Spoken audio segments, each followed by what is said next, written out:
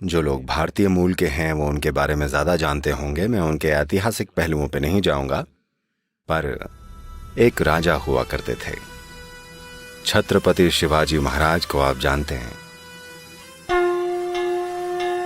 शिवाजी जो एक महान राजा या एक सम्राट रहे हैं,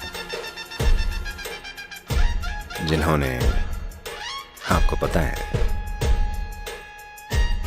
एक तरह से बहुत जबरदस्त रूप से सम्मान प्राप्त किया अपने प्रशासन के लिए, अपनी बहादुरी के लिए, अपने साहस के लिए। और उन्होंने जिस रणनीति के साथ उस दौर में युद्ध किए, उनका बहुत सम्मान किया जाता है, खासकर कि महाराष्ट्र के लोगों द्वारा।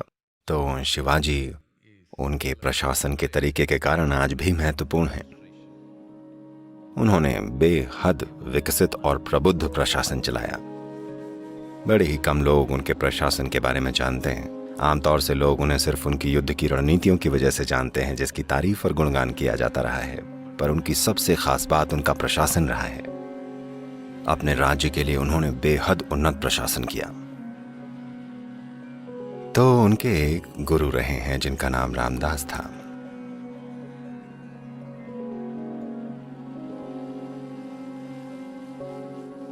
एक दिन शिवाजी अपने महल की एक बालकनी में खड़े थे। उन्होंने देखा कि उनके गुरु हाथ में भिक्षा का पात्र लिए घर घर जा रहे हैं, भिक्षा मांग रहे हैं। फिर उन्होंने सोचा, ये मेरे गुरु सड़कों पर भिक्षा क्यों मांग रहे हैं?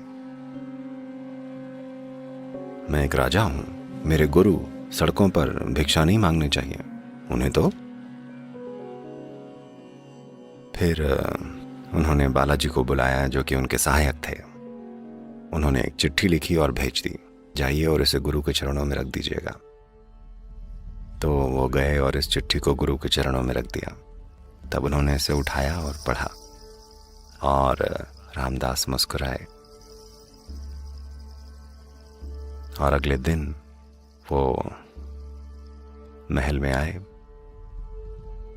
और बोले, इस चिट्ठी में शिवाजी ने लिखा है कि मैं अपना पूरा राज्य आपके चरणों में रखता हूं। आप इस राज्य और मेरे साथ जो भी करना चाहें वो कर सकते हैं।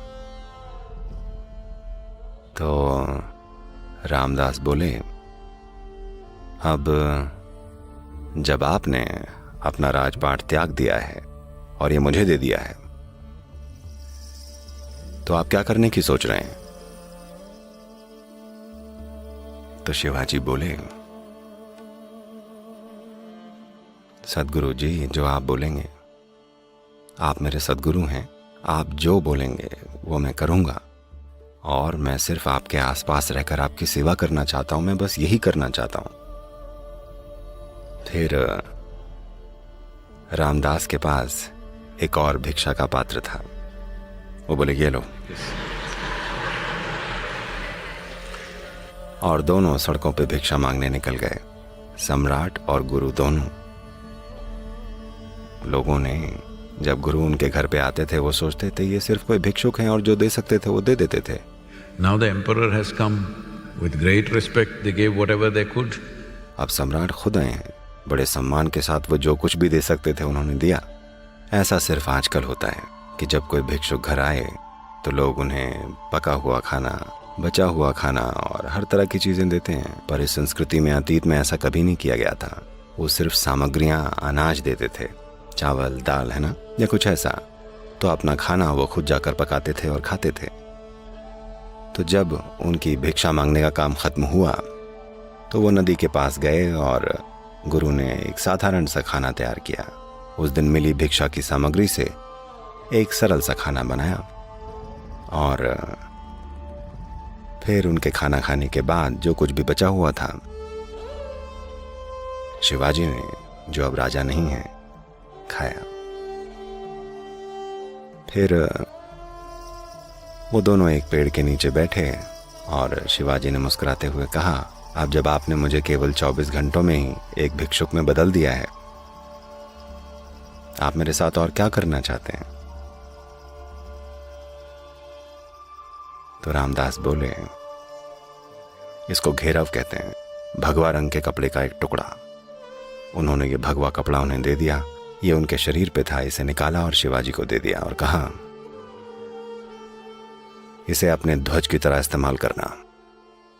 और वापस जाइए, देश पर राज कीजिए और इतना याद रखिएगा कि ये राज्य आपका नहीं है।